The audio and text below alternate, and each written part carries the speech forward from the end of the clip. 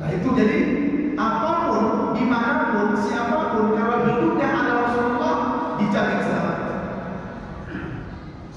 Ya, semua. Ya, jadi Bapak Ibu, fadzakir innama anta mudzakir, dalam Al-Ghasyiyah di akhlak udah ada. Fadzakir inna fa'atil dzikra sayadzakkar man yakhsha. Berikan peringatan, karena peringatan itu sebenarnya manfaat. Kita kembalikan ke doa. Oh iya, astagfirullah. Kalau nggak diingatkan, jadi kita butuh peringatan. Tetapi hanya orang-orang yang takut dengan Allah sajalah yang mau merespon peringatan itu. Jadi nggak semua orang yang diperingatkan mau menerima peringatan tersebut. Belum tentu kan? Siapa yang paling payah diingatkan? Laki itu paling payah diingatkan istrinya. Malah dibentaknya bininya.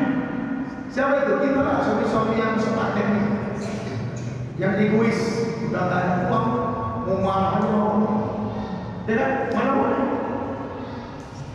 Kata ulama, termasuk jihad laki-laki mendengarkan rebetan istrinya. Jihad kau mau dong, menggeledek jihad itu apa? Bukan malah dia dipukul, dicaci dimaki. Enggak. Siapa lagi yang susah? Orang tua dikis sama anaknya. Ala kau apa kata saya? Salah lupa. Ala katanya. Tuh. Ya kan? Padahal setiap peringatan itu kata Quran bermanfaat. Fadzakir inna fa'atil dzikra. Lagi sholat aja kita harus mau diperingatkan. Kalau cocok diaminkan, kalau salah ditasbihkan. Kan itu udah isyarat. Walaupun dia imam, kalau salah harus menerima, kalau diingatkan subhanallah. Kan gitu. Nah, apalagi sesama kita sedang menghadap Tuhan aja, kalau salah diingatkan. Kan indah kan? Nah jadi kita ini jangan sampai merasa hina kalau diingatkan. Nah itu. Saya ke kuburan, nggak buka sendal. Ada orang yang demo, dia buka sendal, ditegur ya saya. Karena dia tahu si Ustaz kok nggak buka sendal? Nah, ya, jangan lagi kayak itu nggak boleh. Iya, sebenarnya kaki saya ini kalau kena tanah agak sakit pula. Ya kan? Karena memang hadis-hadisnya kan kekuburan buka sendal. Tetapi tidak harus. Sumpah kalau buka sendal banyak beling, kena beling kok, saya besok dia ada kekuburan di jalan. Ya kan?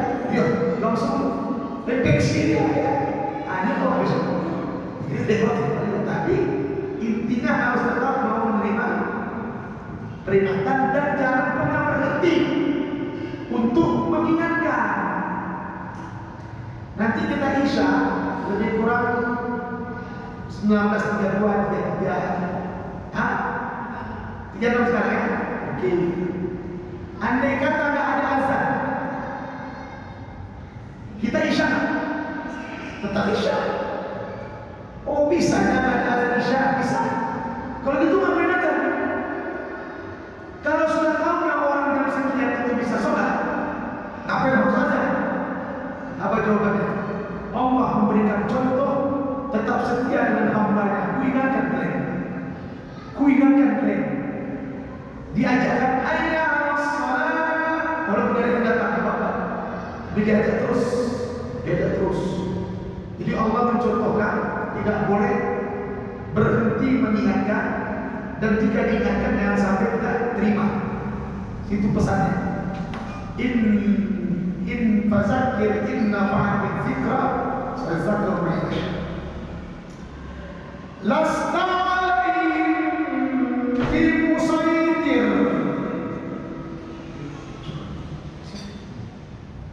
Engkau bukanlah orang yang berkuasa atas mereka. Bisa Bisa ibu maksa anak ibu? Nah, kalau masih kecil bisa. Bukan bisa. Mendelik biji mata, copot biji mata dia. Sekarang, kan gitu? Ya. Kenapa? Karena kita nggak bisa maksa. Nggak bisa maksa dia. Kita nggak ada kekuatan. Jadi kata Allah, setika Nabi pun tidak memiliki kekuatan untuk memaksa. Dan juga ada lain, laisa alaika bihudam. Engkau nggak bisa menunjuki mereka. Pak Cik Karang sendiri, innaka la tahdi man ahbabta, walakin Allah yahdi man yasha. Sungguh engkau tak mampu untuk menunjuki Pak Cik itu. Padahal dia orang yang paling berjasa dengan Nabi. Gimana kalau orang baik kita akan menyelamatkan? Kan sedih. Orang yang sudah banyak berbuat baik sama kita, tapi tidak bisa kita tolong. Kan sedih kali. Itu dirasakan Nabi. Akhirnya Abu Thalib kan mati dalam keadaan tidak Islam. Tidak Islam itu Abu Thalib, karena tidak sempat mengucap kalimat syahadat. Sedih kan? Bersedih kan? Awak makan tinggal di rumahnya. Dia jaga awak, dia backup awak, bisa awak sama orang dia. Itu termasuk kesedihan kan? Tapi kata Allah kan, ya justru hikmahnya itu supaya jangan dibilang agama ini agama nepotisme. Ya iya awak pakcik kandungnya nggak boleh, nggak boleh. Bahkan yang dulu musuhnya yang itu, ya kan? Jadi Bapak Ibu, tidak ada satupun cerita Quran ini yang tidak benar, yang tidak sesuai dengan kehidupan kita. Quran bilang, kalau ada orang menuduh berzina, dibutuhkan apa? Saksi. Suatu ketika ada di zaman Nabi itu seorang suami asli melihat istrinya berzina. Asli. Ya? Lantas dia ngadu sama Nabi, bahkan dia cerita sama Nabi, istri lalu dibawa ke atas. Yus. Hati kecil Nabi yakin, nggak mungkin dia bohong. Ya kan? Tapi Nabi tetap duduk dan patuh dengan Al-Quran. Ada saksimu. Kata Nabi, ya Rasulullah, andai kata aku jadi saksi sudah selesai itu. Nggak sempat lah. Kukumpulin orang sini. Sampai situ udah bubar mereka. Bener nggak? Udah finish, udah closing. Nggak bisa. Benar sekali ucapan ini, tapi karena tidak sesuai dengan standar Al-Quran ditolak. Benar. Jadi kita jangan macam-macam sama Al-Quran. Mesti tunduk, patuh, nurut. Ya kan? Kecewa sama itu. Lagi kita mau kerja sama. Asal kau jangan melanggar Al-Quran. Padahal sebenarnya, dan kita pun percaya dia masih benar. Cuma Quran minta agar datangkan saksi.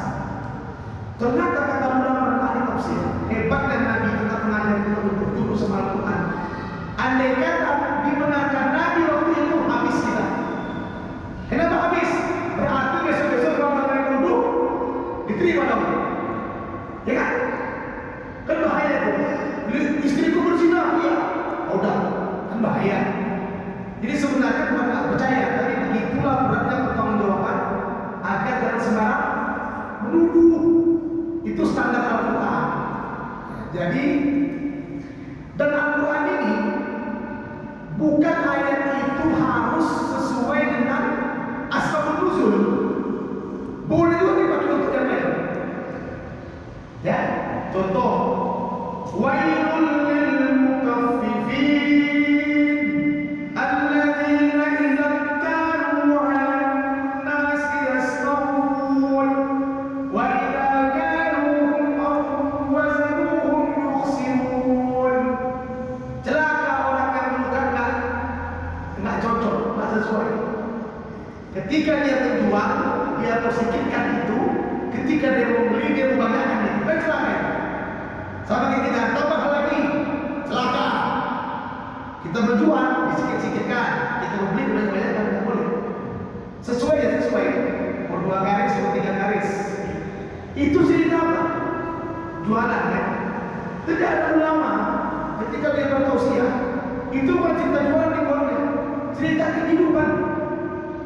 Ketika kau tidak seimbang dengan akhiratmu, kau celaka. Ya kan?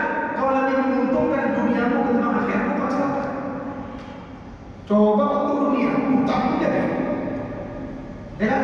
Untuk akhirat, mundar mandir kau tak, kita berkuda. Sana kau tak. Sengaja BKM pakai roda, biar lebih enak angkat. Itu tadi. Kita ini bukan disuruh berat sebelah, disuruh seimbang ya. Gak usah tadi bapak cingir di sini, gak usah. Makanya begini dulu. Dari mulai subuh sampai syuruk berjikir. Pulang buka sani pakai sarapan saja, gak usah.